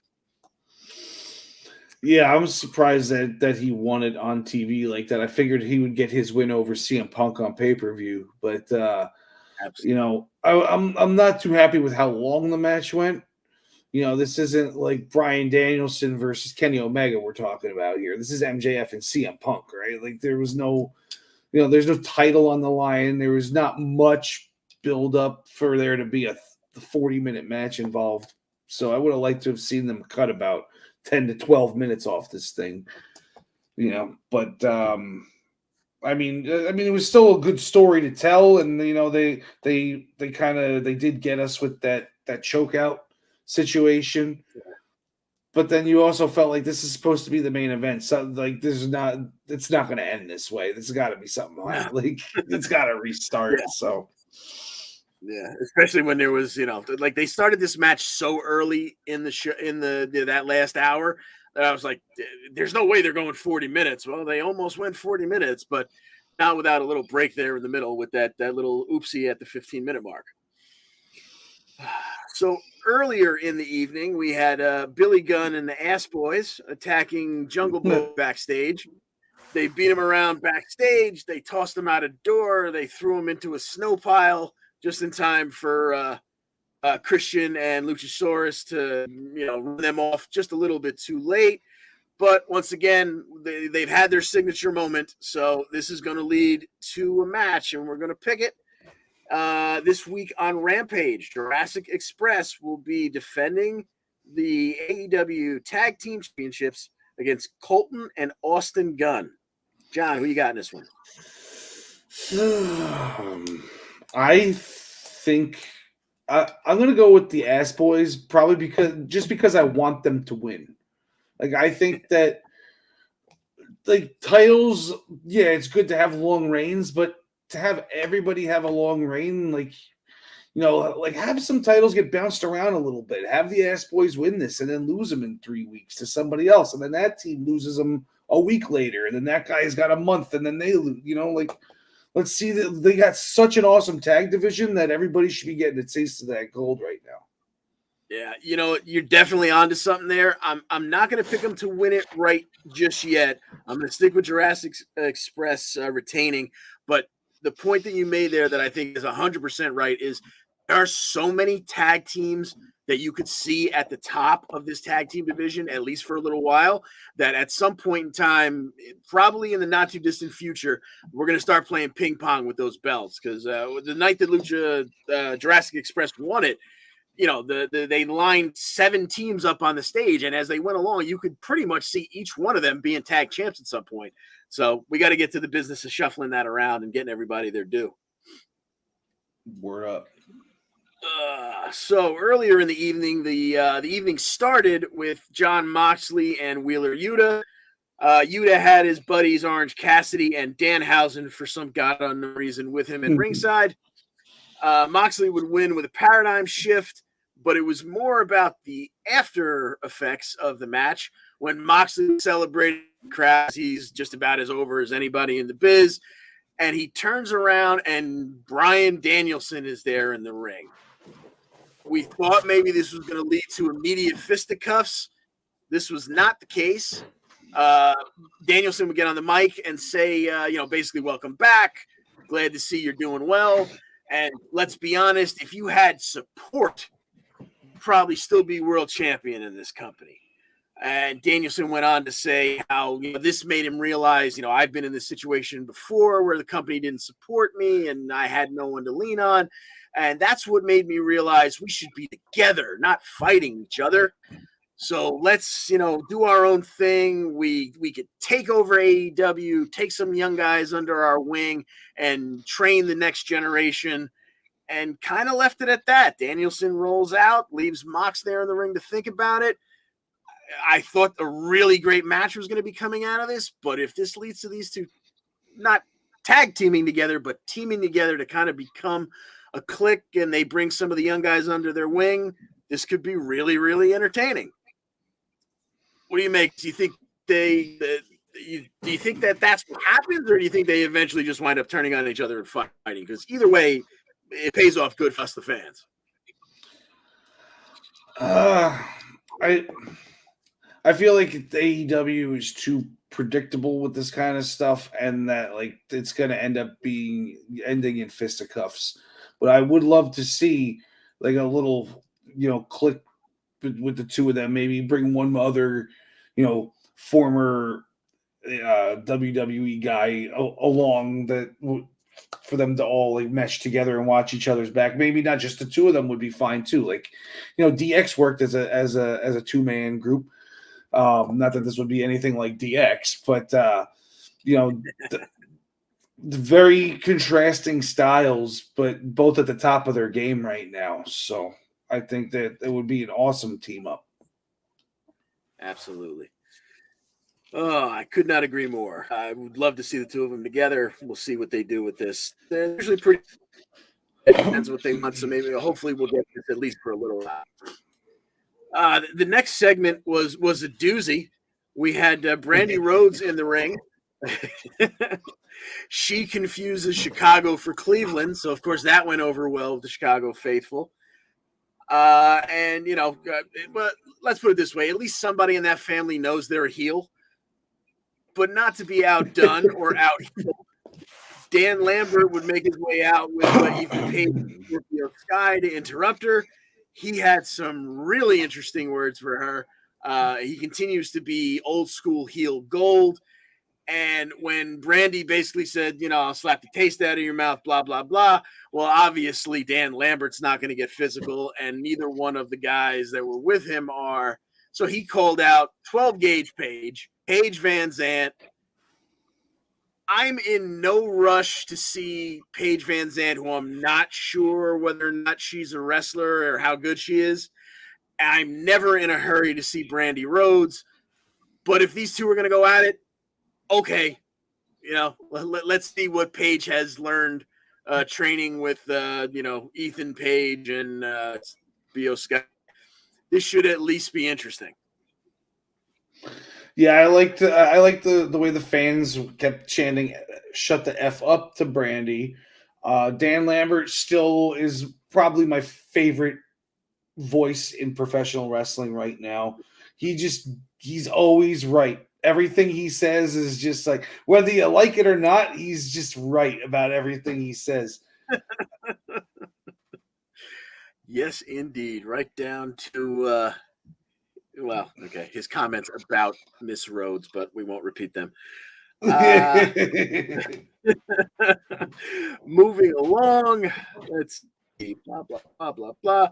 Okay, so we had ourselves a really good tag match. Break this one down for us. It was the Knights of the Black Throne, Malachi Black and Brody King, against your best friend Penta and his buddy Pac of the Death Triangle. Yeah, like speaking of that stellar tag team division, I don't even think these two teams were on the stage when those guys were standing on stage that one time, and these are probably the two top teams that you could think of right now. We start off with of course Malachi Black's still selling the Buddy Murphy injury from about a year ago, and we got Pac. Who had gotten the blast in the face a few weeks prior, so he's selling his blindness. He starts the match with a blindfold on, doing his Bird Box impression. So he does a few flips and counters and moves, and then he peels it off and reveals that he can see. And then the match just picks up from there. I mean, I'm not going to go over every single move that they did, but I mean, you get these four in the ring. You got Brody King to be able to throw people around, and the other three that can just basically do anything in the world, especially Pac. So, you definitely go back and watch this match. This was match of the show to me. Like, I think this blows the MJF and CM Punk match out of the water. I would definitely go back and watch this anytime. And this is what AEW should be all about. It shouldn't be like Kenny Omega going 20 minutes with some scrub that's usually on dark. It should be like two evenly matched teams going 20 minutes and having a hell of a match that you want to watch again, you know? Absolutely. Yeah, this one went about 10 and a half. I would gladly welcome this at the next pay-per-view in a rematch, even if it doesn't have to be the belts on the line. It doesn't even have to be number one contendership for the tag titles on the line. Give me these two teams again and give them 20 minutes this time. I'm all about that. Hell yeah. So we had a backstage segment with Matt Hardy. He's upset Private Party failed the previous week to win the tag titles. He's looking for some kind of gold, though, so he's going to send Isaiah Cassidy after Sammy's TNT title on Rampage. Fast forward to that match. Even though Mark Quinn was not happy about Cassidy getting the spot, you get Sammy Guevara and Isaiah Cassidy. This one went about 9+ minutes. It was very entertaining because Cassidy can go. We know Guevara, even though he's a little slow at times, can really go. He gets him with the GTH for the 1, 2, 3. Afterwards, Andrade, Matt Hardy, and Mark Quinn start to surround Sammy. And that little boy who works for Sting, Darby Allin, runs down and gets side by side with Sammy to kind of run off the AHFO, as they're now referred to. And once the danger's passed, Darby's standing there side by side with Sammy. He kind of looks at the two titles, one over each shoulder, and kind of pats him on his shoulder, pats him on the title, like, all right, I had your back there, but somewhere down the line, he might be going, he might want that title back around his waist. So to be continued between Darby and Sammy. We had a backstage segment again with QT Marshall. QT Marshall is tired of hearing people say, send Hook. So next week, he's sending one of his best students in Hook's direction.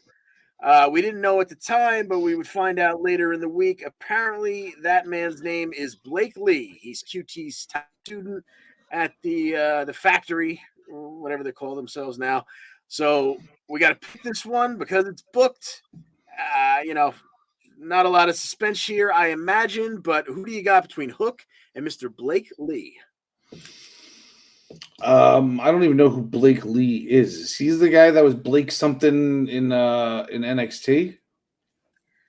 I'm gonna say no. I think this guy might be of Asian descent, not of Forgotten Brothers descent.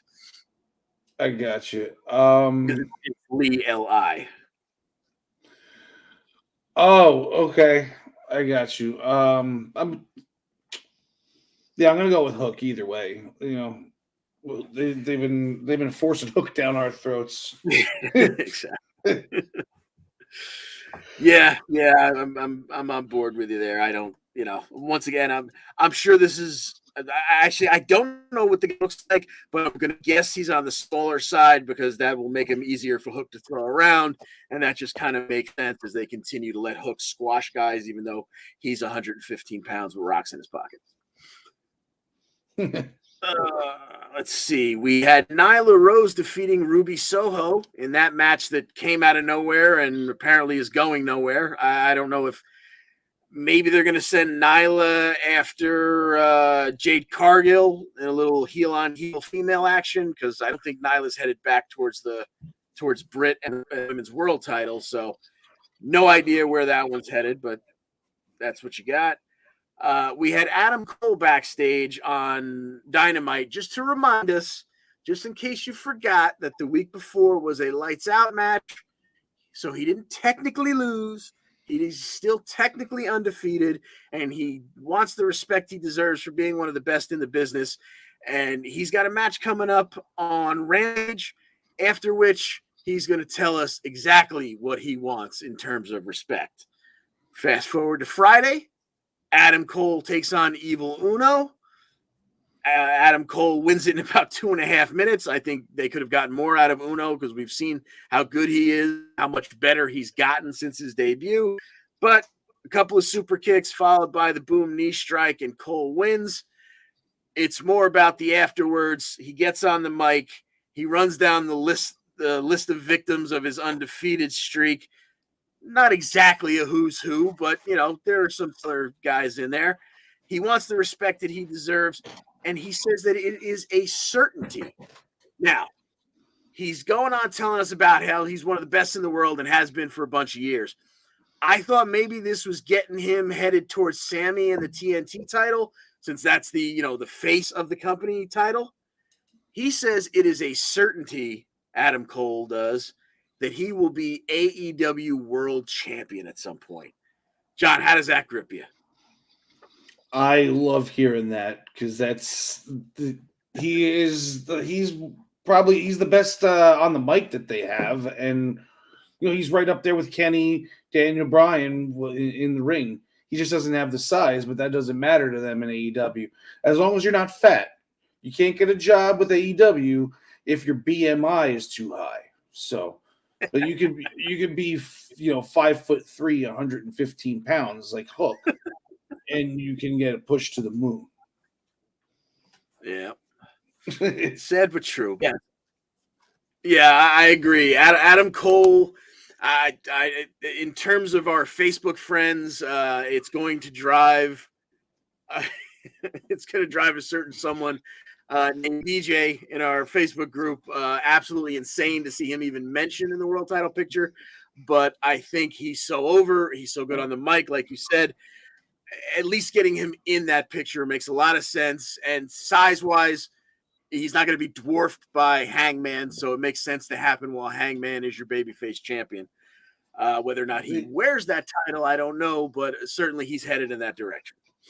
Hey, regarding the Facebook thing, you got to do what I did about a year ago and just block that BJ guy, and then you never have to hear his BS anymore. Because that dude has literally the worst opinions in wrestling fan history. He keeps the conversation flowing, if you will, on some of those conversation threads.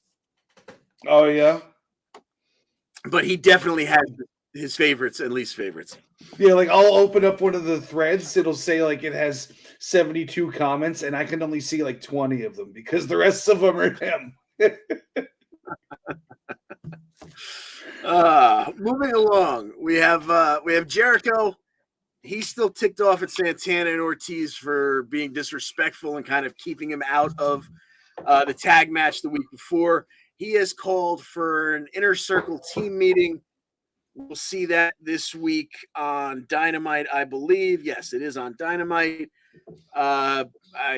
Trouble coming there. I guess Santana will probably at some point break off to go with Eddie Kingston, right back where they belong. They were a team together, probably all over the world, but definitely in TNA/Impact a while back. So that'll be interesting to see how that unfolds. Jade Cargill cut a promo on Rampage where she admits that everyone who's calling her green is absolutely correct. She is green like money, because she's 26-0, and all she wants to know is who's next on that bitch show.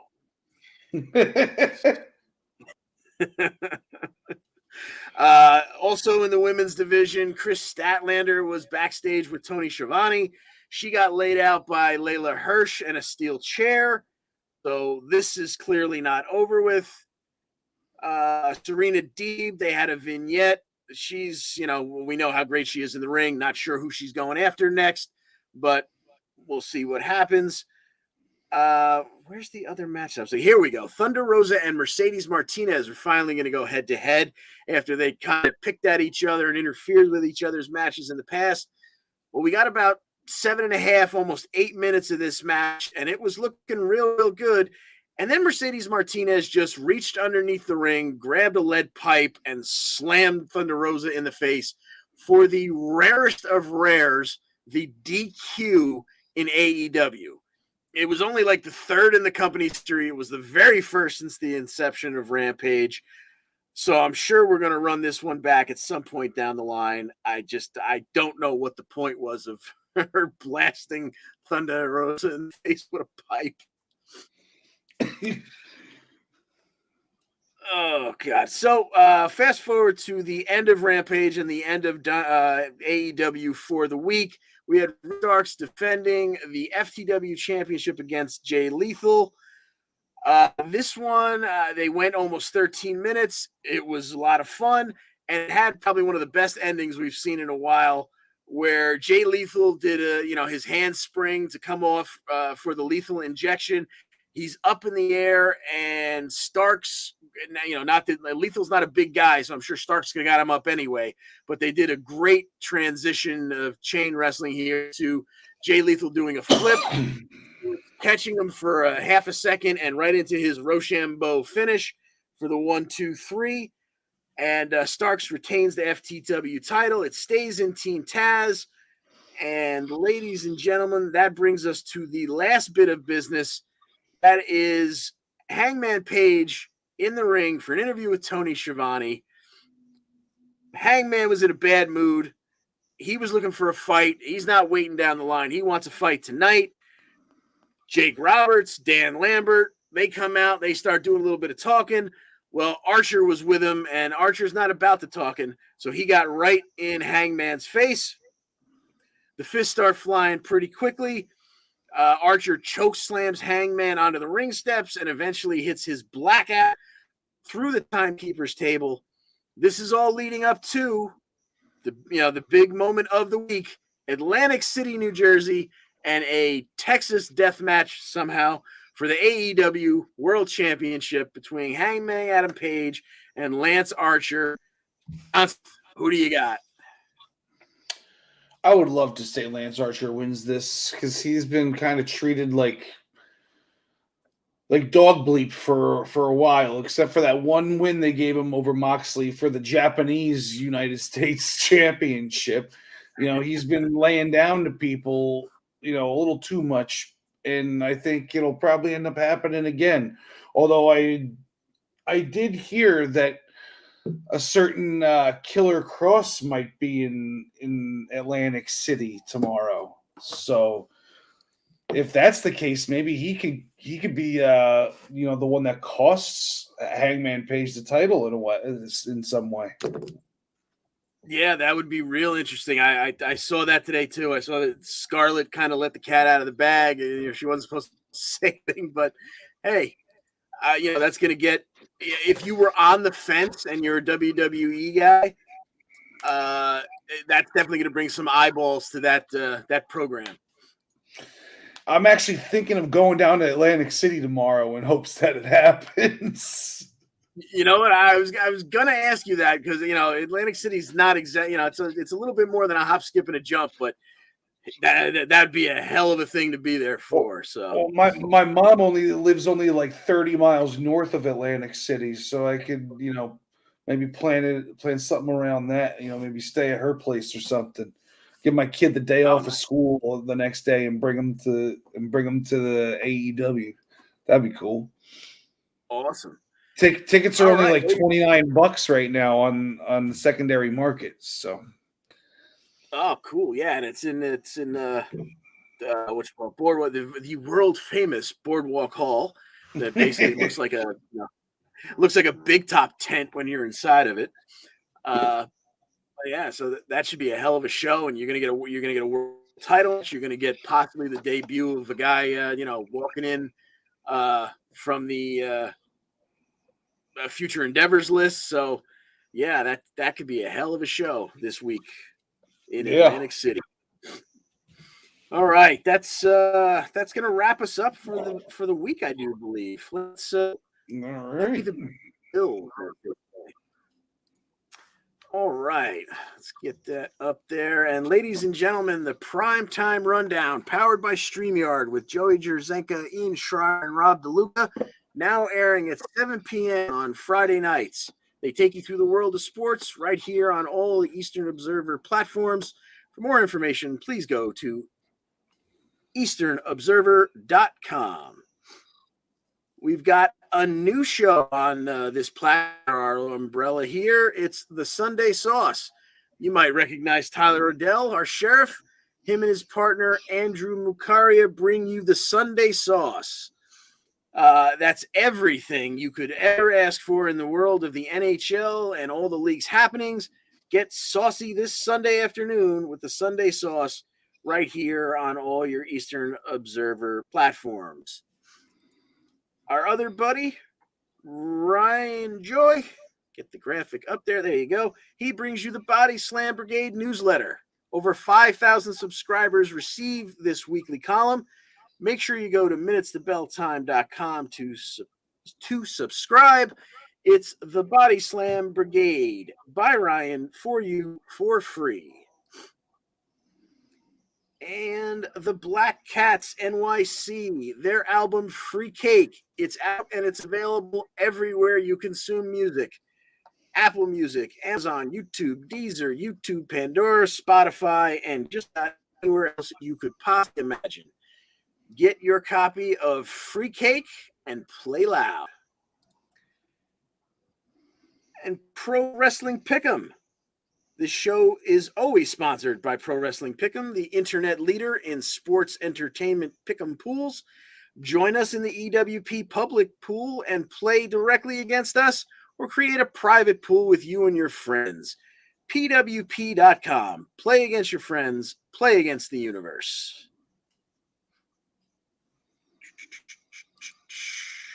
And join back here next week with the return of, at the very least, Karl, to save you from hearing me babble on quite so much, with episode 93 of the Essential Wrestling Podcast.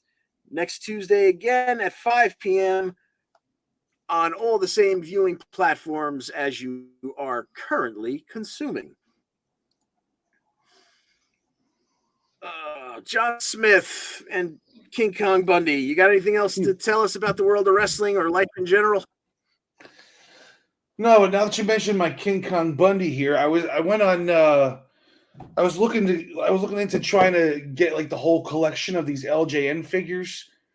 Used ones. I'm not looking for like in the packaging and all that stuff. There was about like 100 of these guys. I could have sworn they only had made a few dozen of them. But there's like four different Andre the Giants.